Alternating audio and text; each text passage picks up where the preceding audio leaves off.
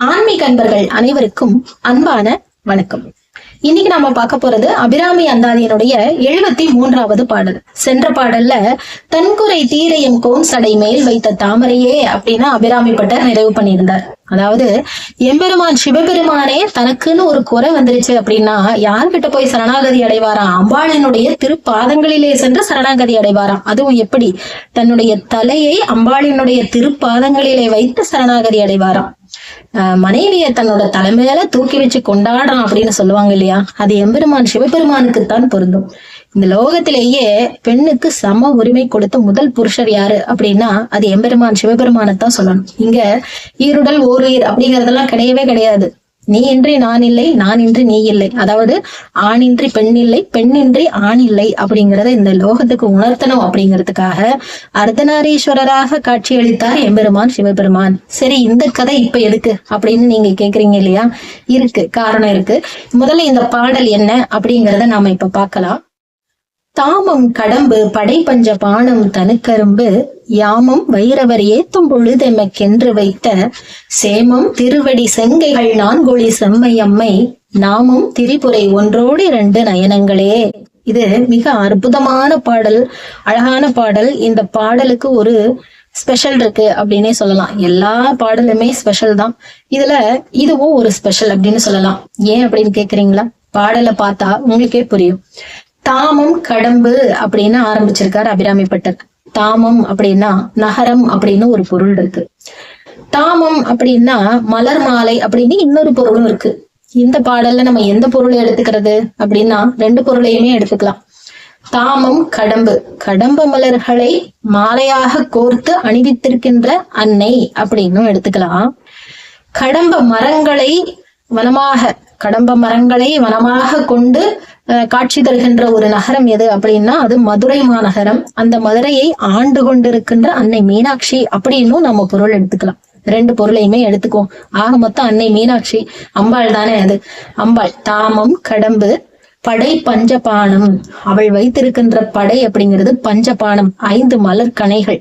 அது 5 மலர் கணைகள் இல்ல, மனிதனுடைய 5 இந்திரியங்கள். அதைத்தான் அவ படையாக வைத்திருக்கின்றாள். மனிதன் தவறு செய்யும் பொழுது அந்த மலர் கணைகளை ஏவி அவனை சரி செய்கின்றாள்.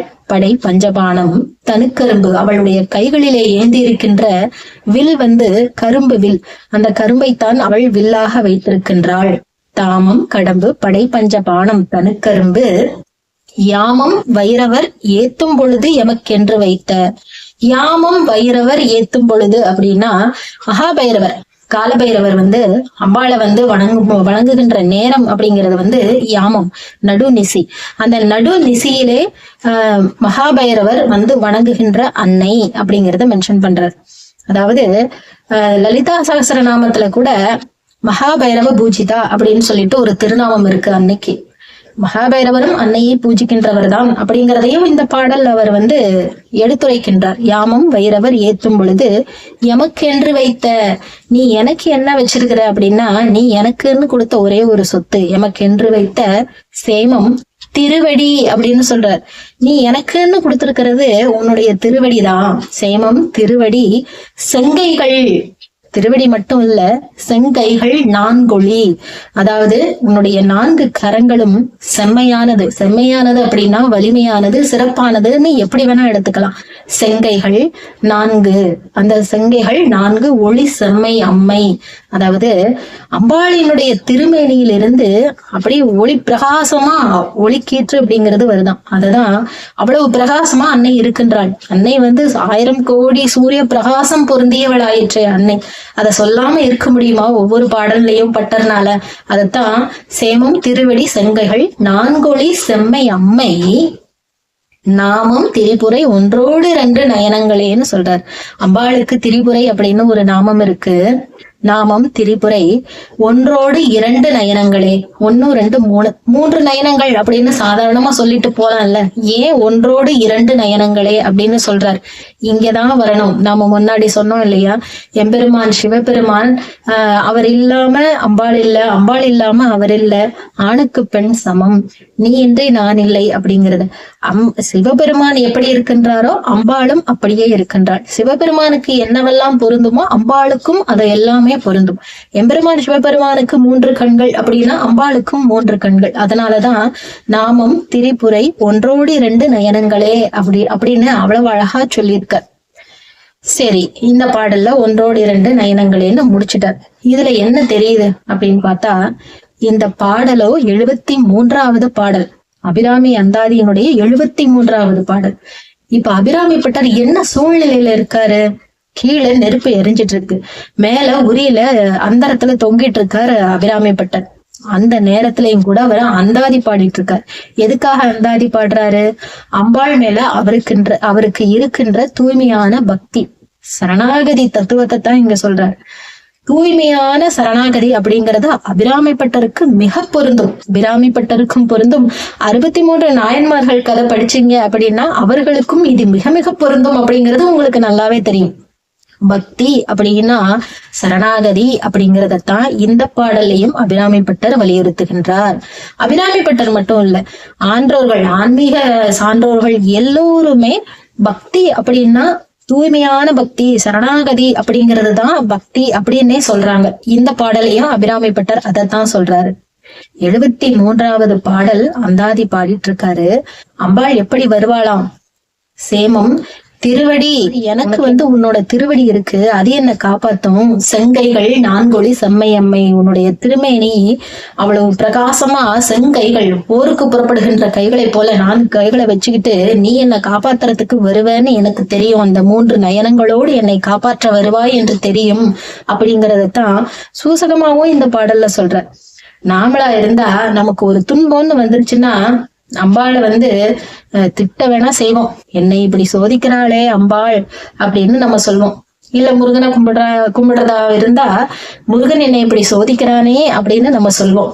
ஆனா அபிராமி பட்டர் பாத்தீங்களா, வாசல் கதவை தட்டுறது மரணம், யமன் தட்டுறாரு கதவை. அந்த நிலையிலையும் வேகமா ஓடி போய் வாசல் கதவை திறந்து வா அப்படின்னு கூப்பிடுறாரு. ஏன்னா அவர் கூட இருக்கிறது அம்பாள் அப்படின்னு அவரு உறுதியாக நம்புகின்றார். அம்பாள் கிட்ட அவரு பூரணமா சரணாகதி அடைஞ்சிட்டார். அதனால அம்பாள் எப்படியும் என்னை காப்பாற்றுவாள் அப்படிங்கிற நம்பிக்கை இருக்குது. அதனாலதான் உரியில கீழே நெருப்பு எரிஞ்சு உரியில நிக்கும் பொழுது கூட அவர் அந்தாதி பாடிட்டு இருக்கார். இப்பவும் 73வது பாடல் வந்துருச்சு. இன்னும் வான்னு கூப்பிடத்தான் செய்யறாரு. அம்பாள் இன்னும் வந்த பாடல்ல, இன்னும் என்ன நடக்கும் அப்படிங்கறது அடுத்தடுத்த பாடல்கள்ல தெரியும். உங்களுக்கு அந்த புராண வரலாறு அப்படிங்கிறது தெரிஞ்சிருக்கும். இருந்தாலும் அவர் பாடின அந்தாதி மூலமாக ஒவ்வொரு பாடலாக நம்ம போகும் பொழுது நமக்கே திக்கு திக்குன்னு இருக்கும். அந்த அளவுக்கு அபிராமி பட்டர் பாடியிருப்பார். இந்த பாடல்ல அவர் வலியுறுத்துற கருத்து என்ன அப்படின்னா, பக்தி அப்படின்னா சரணாகதி அப்படின்னு அர்த்தம். ஒரு பெண் எப்போ முழுமை அடைகின்றாள், எப்பொழுது பூரணத்துவம் பெறுகின்றாள் அப்படின்னா தாய்மை அடையும் பொழுதுதான் பூரணத்துவம் பெறுவாள் இல்லையா? அது பெரியவர்கள் அனைவருமே சொன்ன வாக்கு இது, இதை யாராலையும் மறுக்க முடியாது. அப்போ குழந்தை பேரு வேணும், ஒரு பெண் பூரணத்துவம் பெறணும் அப்படின்னா இந்த பாடலை அம்பாள் முன்னாடி பக்தியோட பாடிட்டு வந்தீங்க அப்படின்னா குழந்தை பேரு அப்படிங்கிறது கண்டிப்பாக கிடைக்கும். இதுல இன்னொன்னு நாம புரிஞ்சுக்க வேண்டியது சரணாகதி தத்துவம். பெண் என்பவள் குழந்தை பேரு, குழந்தைக்காக என்ன வேண்டுமானாலும் செய்வாள். அதாவது தன்னுடைய குழந்தைக்கு ஆபத்து அப்படின்னா அவளுக்கு எங்கிருந்துதான் அந்த வலிமை வரும் அப்படிங்கிறது யாருக்குமே தெரியாது, யாராலையும் அதை கணிக்கவே முடியாது அப்படின்னு சொல்லலாம். ஏன்னா நம்ம இப்ப நிறைய பேப்பர்கள்ல கூட நம்ம எல்லாம் படிச்சிருக்கோம். ஒரு குழந்தைய நாய் கடிக்க வரும் பொழுது அந்த நாயை தூக்கி வீசி அடிச்சு, அதாவது ஒரு நாய் இல்ல 2-3 நாய்கள் எல்லாம் சேர்ந்து கடிக்க வரும்போது நாய்களை தூக்கி அடிச்சு வீசி இந்த விரட்டின பெண்கள் எல்லாம் கூட இருக்காங்க. அப்போ அந்த பெண்ணுக்கு எங்கிருந்து வலிமை வந்தது? தாய் என்கின்ற அந்த பூரணத்துவத்தினாலதான் அந்த வலிமை அப்படிங்கிறது வருது, சாதாரணமா வந்துடாது. அதே போலத்தான் பட்டரும், நான் இங்க கீழே நெருப்பு எரிஞ்சிட்டு இருக்கு, நான் மேல உரியில தொங்கிட்டு இருக்கேன் அப்படின்னாலும் கூட நான் உன்னோட குழந்தை, நீ என்னை காப்பாத்துறதுக்காக கண்டிப்பா வருவ அப்படிங்கிற ஒரு நம்பிக்கையோட சரணாகதி தத்துவம் அப்படிங்கிறத உணர்த்துறாரு. சரணாகதி அடைஞ்சிட்டார் அவர். நீ உன்னுடைய பிள்ளையை காப்பதற்காக 4 கைகளை கொண்டு கண்டிப்பாக நீ என்னை காக்க வருவாய், நான் உன்னுடைய திருப்பாதங்களிலே சரணாகதி அடைகின்றேன் அப்படிங்கிற ஒரு கருத்தையும் சொல்ற.